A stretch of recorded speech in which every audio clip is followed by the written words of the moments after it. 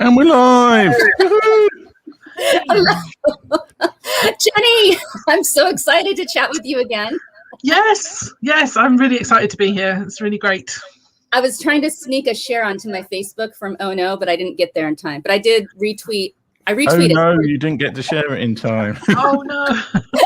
Oh no. I managed to retweet it on Twitter, so I've got another tab open. So I did. Brilliant. Welcome, Jenni, to the Oh No show. We've chatted on other shows, but now you get to be with Tim and myself on the Oh No show. And we have so much to chat about. One, you are a youth worker in the UK, and you have been for quite some time. I want to hear all about this. You're also a woman in leadership, which is a whole other realm. You've done leadership in the school system, which is fantastic. When I start listing things, I'm like, "What? How do you fit this all in?" That is a very good question. And you've written a book, which we definitely have to chat about because you just wrote it in the midst of lockdown. And I'm holding it open to a certain chapter I want to ask you about. But welcome. Tell us, Jenni, a little bit about you and how you're doing right now.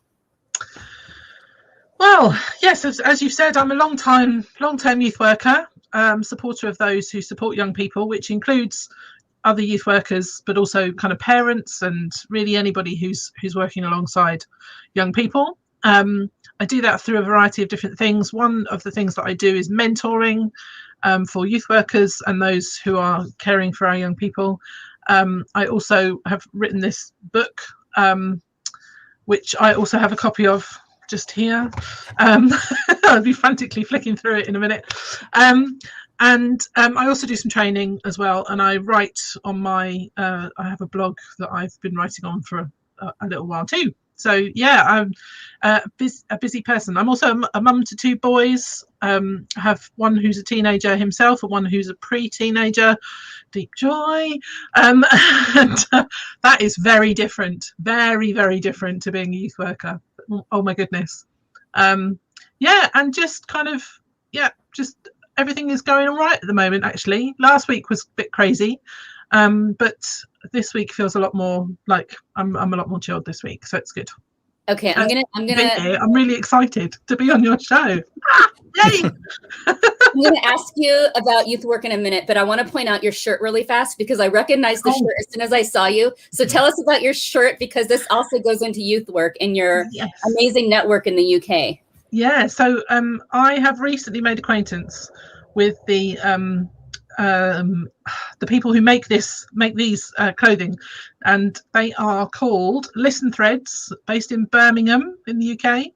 And they're a social enterprise group, so they are young women who make clothing lined accessories, fashion accessories, and they all have these really cute little logo things on that. You can see it there, can't you?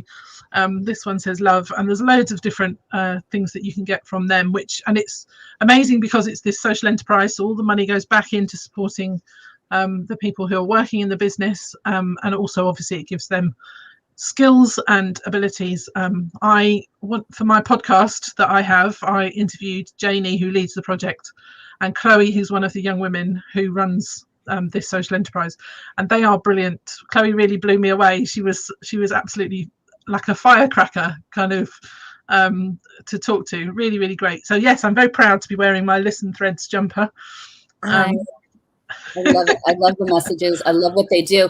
So tell us about Youthwork in the UK, because this is very different to anything we have in the US. It's very specific to the UK.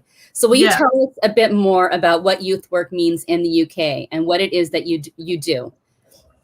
That's a huge question. I know. Okay. Just tell us about everything that's happening in the UK. Tell us about all of it.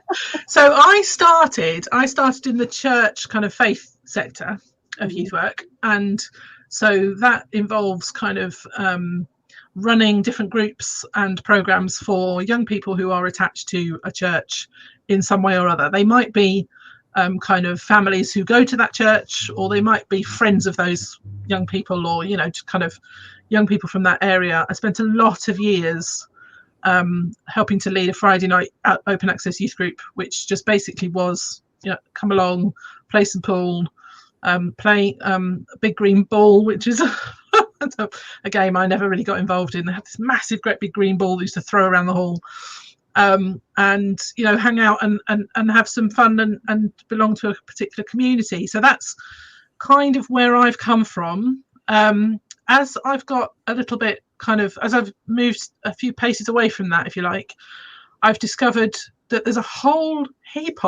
massive amount of youth work going on around the country. I think it's been a really mixed picture here in the UK, because there was a little while where youth work really gained government support, and so there was a lot of kind of non-faith-based youth work happening in centres around the country. And again, it often looked like open access youth group stuff, based often around a theme. So one that I've heard of, actually for the book, I spoke to somebody who runs, they're involved in a youth work organisation that uses music and kind of music production in particular, to really draw young people in. And then you have social enterprise kind of stuff, like we were just talking about, Listen Threads.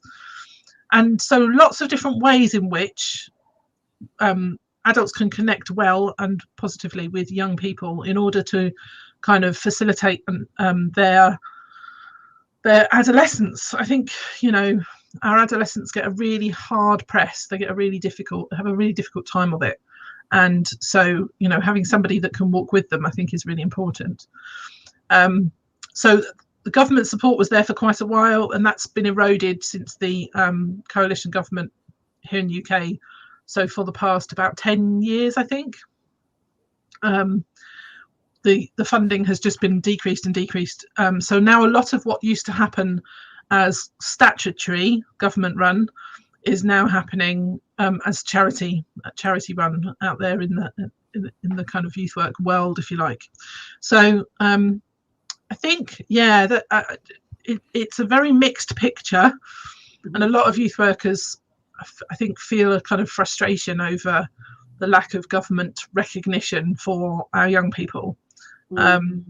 But that doesn't stop them from doing the work anyway. Those of us who have been in youth work for a long time, really passionate about working with young people, and making sure that they have what they need in order to kind of grow in and of themselves. So, yeah.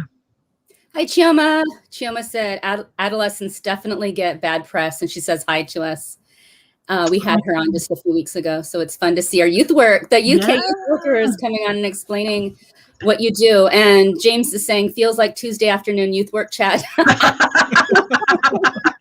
Yes. I'm being left out now. I'm like, I need to let Tim ask a question, but what I'm fascinated about is how passionate all of you youth workers are. And we have James, Chioma, and you all on right now. So just so passionate about working with the lives of youth. Why? Why youth? Oh gosh. I can only really speak obviously for me in that sense, but for me, it's kind of been passed down through my family. My dad worked with young people for quite a while in quite a significant church-based group, and that he really passed that passion, I think, for again, kind of walking with young people and help including everybody in everything. I think, one of the things that I think is very true about me is that I'm an includer. I like to include everybody in everything, and that extends to young people. I think, being able to say to them, come with me while I'm doing this, or come and learn this new skill with me, or just kind of walking that journey with young people is really important. And I notice it all the more so now that I have my own teenagers. Actually, for them to have someone who's not their parent, to kind of sound things off of, to chat with, to have these kind of little bits of conversation here and there about life, the universe, and everything. Just a bit of investment in that young person, I think, can make a huge difference. We all know, don't we? We can probably all remember our favourite teachers at school, for example, or someone who was an auntie or another adult who, again, wasn't in our immediate family, who really said something really kind of that was really impactful in our teenage years. And I think that's worth its weight really in gold. So that for me is why I think obviously different people have different passions about it. So Well, Christelle kind of stole my question, but I'm going to ask it anyway. Because clearly, like we've got Christelle's boyfriend works in Youthwork, and we've had Youthwork people on before. But for people who have no idea what Youthwork is, so let's say they're from a country where there's no Youthwork, what benefit does it give to a society having a strong Youthwork framework in a country? And like, what are the benefits you've seen of the youth work that you've been involved in, or been involved with people who've you've mentored to be involved with? That makes any sense. Yeah. Oh golly, again, that's a huge question. I think the benefits of having youth work are that your young people kind of grow into adults that are well-rounded and have been shown that really anything is possible. They can do anything. I think a lot of our young people are very squished and sort of hard pressed by our education system, and so actually often been told, oh, you'll be no good at this, or you never amount to anything, kind of thing. And I think for those young people, they need somebody alongside them who will encourage them and lift them up and say, hey, you've got your voice is important. You have a place where you belong. And so I think that and then that benefits society as a whole, because often what happens then is young people who've been invested in then invest in others as they go down, as they grow up, and become adults themselves. So there are loads of different ways. There's so many different ways that you can do youth work. From a kind of the church-based stuff that is my history, through to adventure holidays. My sister works for an adventure holiday company here in the UK, and they take young people away into kind of very rural places, and they help them learn how to survive in the wild, and sometimes it's those young people's first time out in the countryside. They sort of specialize in taking kids from urban urban aspects into the countryside and teaching them new skills. And I think that's a really important part of youth work, is helping young people to learn something new about themselves and to achieve something new, and to think and have that sense of, oh wow, I didn't think I could do it, but I've been able to. And I think that again, that benefits the whole of society if you can build a chain of investment into those further down the years, really. I'm fascinated by the fact that when we believe in youth, they're more likely to move forward with an action like the social enterprise thing or music or whatever it is. So to have those youth workers in place in the UK that say you can do it, and then help make opportunities available so that they can practice their leadership skills is absolutely fascinating to me. So I really watch what a lot of you do. And you have a lot of these people on your podcast, Jenni. Who have you chatted with on your podcast that really stands out to you? You love them all. I know. I do. I am definitely. Yeah, which baby do you want to kill? Which one? So, see now, Christelle, you and I have had conversations before about collecting people like shiny things, and that's very definitely what I do. And what the podcast is about is collecting people. It's always a bit like asking what your favourite book is or what your favourite movie is. Like, just the last one. You interviewed someone though that does, because you pointed him out to me. He helps youth with jobs or find jobs, or he's in the. What is that all about? Tell us. Okay, so that was Bernie, who has written a book, as is often the case. But he was amazing, actually. He was a good one because he has spent a lot of the last sort of 20 or so years really investing in young people in education, and again saying to them, you can choose anything as a career. You don't have to go into the kind of traditional things. His point is that often we think of life as a bit of a straight line, and we kind of start with our education and we say, right, well, I'm going to train in this so that I can become X, in my career, and I can do this and I'll do that and I'll do the other, and then before I know it, I'll be from this end of the line up to here. When the reality is, I'm going to try and get it in the box, it sort of does this, and often then a big dive here and then up again, and we often end up in careers because we've seen an opportunity, or because somebody has offered us an opportunity, or because we moved house because of a relationship, or because the relationship finished, and we've ended up in different jobs along the way.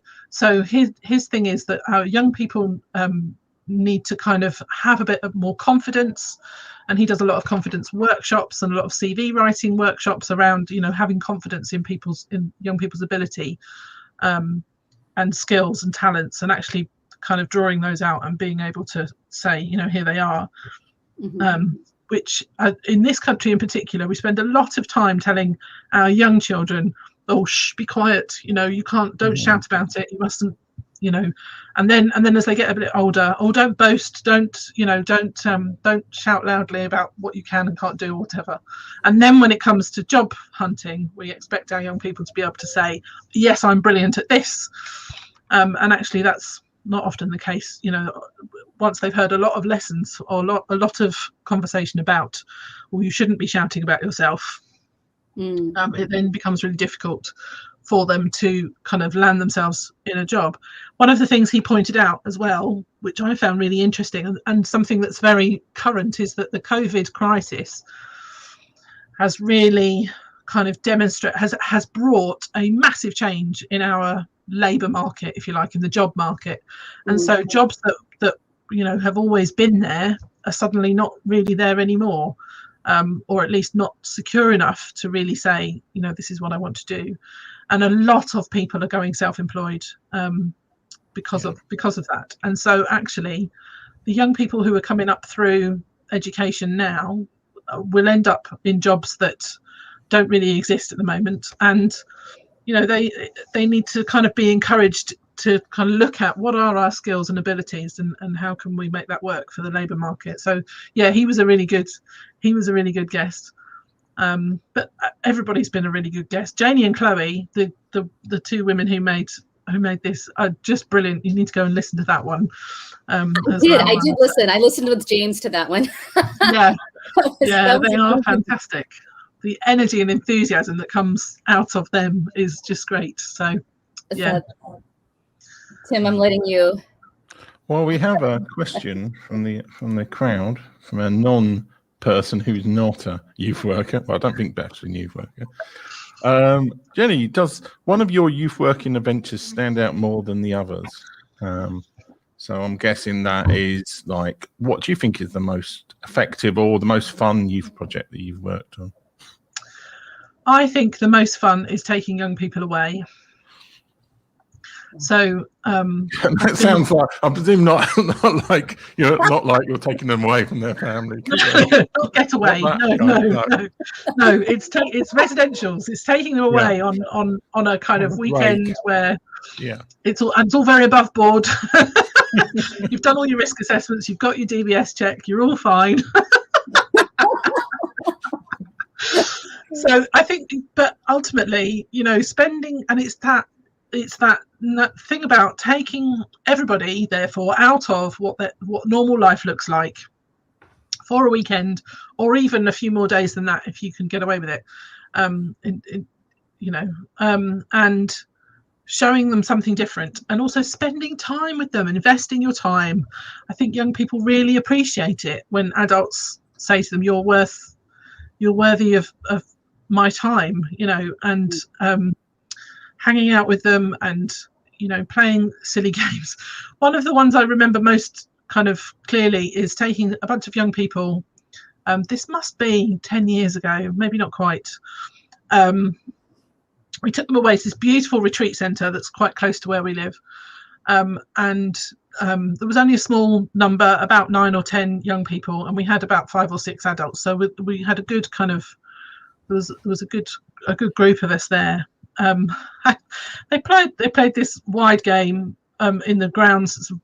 Has some big grounds, and it's to this day, if anybody says to me,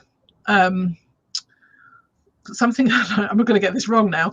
If anybody says to me, have you got to watch? There was a refrain right the way through that weekend where one of the young people would say, "Time you all got watches," like this, and I don't know. See, you had to be there. It's not funny now, but it was very funny at the time, and it's something that sticks in my head as a kind of comment. It was great fun. I just love spending time with teenagers in that kind of context where, it is just about let's allow them to have the space to do what they want, and give them some of our time and our love, I suppose. A lot of times being a mom of youth and having worked with youth in my own capacity, a lot of times they just want to know that someone's listening and hearing. Yeah. Have you found that to be the case? I mean, those moments of we just have time to sit and hear and listen. Yeah, absolutely. I mean, one of the reasons why I'm a youth worker, as well as my dad having kind of paved the way for that.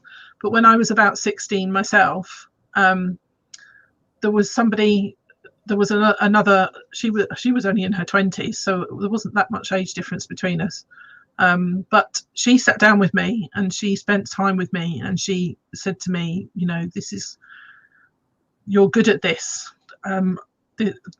She began to really kind of encourage me in the talents and skills that I was kind of emerging into at the time. And I think that's really true.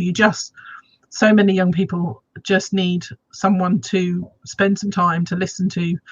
I think actually that's true for all of us as humans, isn't it? Yeah. Actually, most of what we need is a little bit of headspace and a bit of and someone to kind of stand with us and listen to us and really hear what it is we're saying, not just listening for the sake of blah, blah, blah, blah, conversation, but actually really properly listening and hearing what we're saying. And that's, the mentoring that I do, that's a large part of what I'm doing is listening, is allowing somebody that time to kind of really offload and,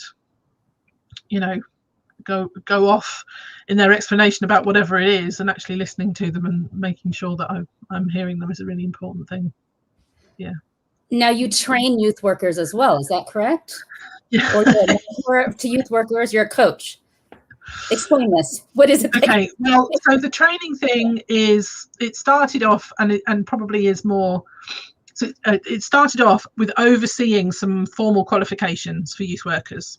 So here in the UK, you can do a degree in youth work, but you can also do a kind of a level 3, which is below the degree, and like an A level kind of college level. And I was overseeing the level 3 qualifications. So I was training in teaching, overseeing that stuff.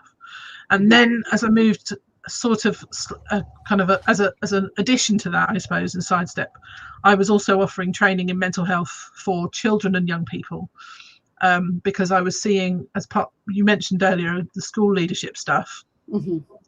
That was at primary level, so that was with little ones, and I was the chair of governors, which is school leadership kind of role, and I'd seen an awful lot really of struggles with mental health even at that age for our young people and our children. So I was quite keen to offer training to different organisations, which largely those I've done it for have been faith-based, a couple of churches and one kind of camp group, a group that were taking young people away on a camp as well. So that's it's most often been mental health stuff. So important, especially now in this current crisis. Yeah. Well, I'm going to intercede on Christelle's part because she mentioned a chapter of the book that she wanted to talk about. So, yes. As we're running out of time, well, we're not running out of time that much, but probably want to ask that question now, Christelle. Thank you, Tim. He's helping move me along. Okay, we need to talk about this very important talk about the book that you wrote. You wrote in the midst of our lockdown here. You wrote an entire book, Jenni, which I find absolutely fascinating. Before I ask my question, tell us about the book. Okay, so the book is capturing stories from the COVID year, this COVID era that we've been living through, and I was really keen to try and kind of really give people a flavour for what youth work had been happening during COVID. Today is the 1 year anniversary here in the UK of lockdown having happened, and there's been a lot that's been going on about reflecting on that today. And Tim, I don't know about you, but for me it really felt like everything just stopped. So much just kind of went poof, just gone. And you know, I remember going into the shopping centre here, and my car, I was going in I had a legitimate reason to go in, but my car was the only car in the car park, multi-story car park that's normally absolutely rammed with cars, and that really shook me. But as it came around, you know, as the months sort of went on, I realised that not everything stopped. Of course, not everything stopped, because, you know, key workers were still working in their various kind of industries, and one of those became youth workers. So youth workers became designated essential workers a bit late-ish on in that first lockdown, so around the kind of June, July time. And I wanted to talk to some of those youth workers who had basically been trying to carry on with what they could carry on with during these real restricted times, and find out what was happening. So, and then obviously the idea about kind of reflecting a little bit on that and saying, well, you know, what has gone well then, and what has kind of not gone so well, and why might it not have gone so well, and how can we try and kind of keep some of that good stuff going. So yeah, that's kind of where the book sort of sits. It's a snapshot of what has been happening. You had several people contribute to the book, which is, I love when there's a collaborative effort and we get the whole point of view and the whole scope of what something is. But I'm drawn to chapter 2, and it might be the title, but I want to hear more about this. It's called Wilderness Prophets, Detached Youth Work Stories. Will you tell us about that? Okay, so detached youth work is, and you will know this, Christelle, because of your conversations with James, I'm sure. Detached youth work is youth work that doesn't have a particular kind of base to work from. So what you often find in these scenarios is that youth workers are out and about on the streets, and they are meeting young people where those young people are at, and not necessarily putting on a program for young people to come to. And there's a lot of projects, a lot of detached youth work projects up and down the country. The couple that I spoke to in particular, the one that really made a big impact on me, and that's the one where the Wilderness Prophets kind of phrase comes from, was from a little place called Scarborough. Perhaps I shouldn't call it a little place. Sorry, Scarborough. It's a beautiful town. Beth, thank you for that really lovely comment. That's really nice. Scarborough is a town up on the northeast coast of the UK. Yeah. I've called it northwest before. It doesn't go down well.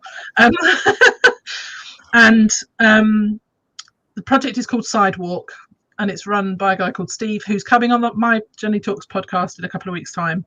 And his kind of viewpoint, and Sidewalk's viewpoint of young people in particular, is this thing about wilderness prophets. So it refers to kind of people whose voices are really important and are saying important things about the state of the world today and about the future of our world, but they're not being listened to, basically, because they are wilderness. You know, they're out in the wilderness and people aren't listening to them. And so they see that as kind of, young people are our wilderness prophets. They're the disruptors of the mainstream kind of thinking and thought processes. And Steve is really passionate about young people's voices being heard, and how do we amplify that? How do we project that? And one of the projects that it talks about in the book is literally projecting the words of young people onto the cliff face or onto a building in Scarborough. And that's been a really important kind of project that they've been doing up there during COVID times, which I was really taken with. It really kind of spoke to something that I really think about young people and the importance of their voice, which is often dismissed. Think about people like Greta Thunberg and Marcus Rashford here in the UK as well. Their voices. I mean, Marcus Rashford has been an amazing kind of ambassador for children in particular and young people here in the UK in the last over the last year or so. And Greta Thunberg obviously has been this voice that is difficult to ignore on the one hand, and on the other hand is constantly being told to kind of get back in her box or to kind of stop trying to disrupt the adults. It's almost like, shh, the adults are talking now, that kind of thing that makes me want to punch somebody. Because young people have important things to say, and often they're the only ones saying it. And I think it's really important that we listen a bit more, and that those working with them get the opportunity to amplify that voice further. Absolutely. James says the Sidewalk Project are fabulous. We need to wrap up, but one of your chapters, chapter 8, is, I don't know if you can see it. Where do we go from here? Yes. How do we get Jenni's book? We have 2 at once. So you can get the book by going to my website, which is jenniosborn.org. And on the front page there, there's an option to choose which version of the book you would like to buy. And chapter 8, where do we go from here? Yes. So, see, again, it's a huge question, of course. And much of what I've been able to talk about in the last, or since the book really has been released and I've been talking to youth workers about, is this blend of online and outdoors. So online youth work is a thing that has really kind of come into its own, obviously, like this kind of thing, has done as well over the last 12 months. And it's brought huge change to the world of work as well as the world of youth work. And so what we need to find, I think, is how it can work well for us as youth workers. So a lot of people talking about the Zoom fatigue and how young people haven't really been engaging with that. And if that's the case, well, then, there are lots of other ways to engage young people online. And I think that's going to be quite important. But balancing that out is the importance of taking youth work outdoors and not just leaving that to organisations like the Scouts and the Boys Brigade and the Woodcraft folk who've already been doing it and doing it well, but actually taking that as a more unilateral approach.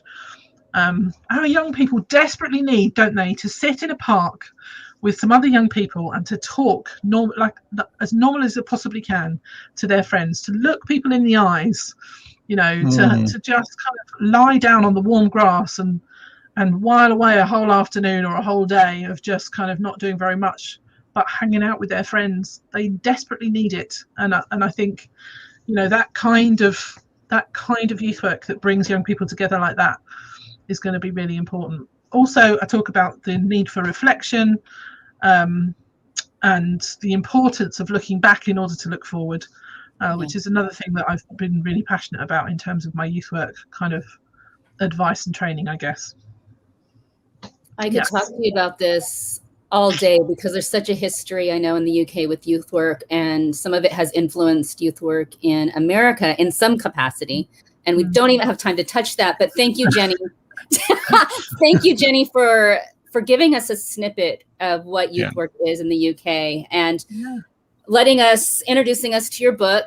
Everyone, this is phenomenal. And it's a collaboration really of youth workers in the UK and Jenni putting voices together in one space. Where can we find you online, Jenni? So my website that I've just given out, jenniosborn.org. Just remember, obviously, to spell the Jenni and the Osborn how it is on the screen here. And also on Facebook. I'm on Facebook. I'm on Twitter. I'm on Instagram. That is jenni.osborn on Instagram. My podcast, you can find me on most podcast providers, in particular Spotify and Apple. That's the Jenni Talks podcast, if you're interested in looking that up. Yeah.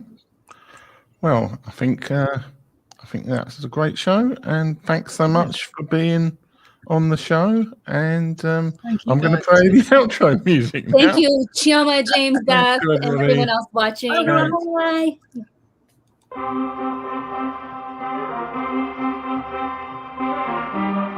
This is terrifying for me. I've made more money in the last 3 years than I did in the previous 7. Cliche shit, you know.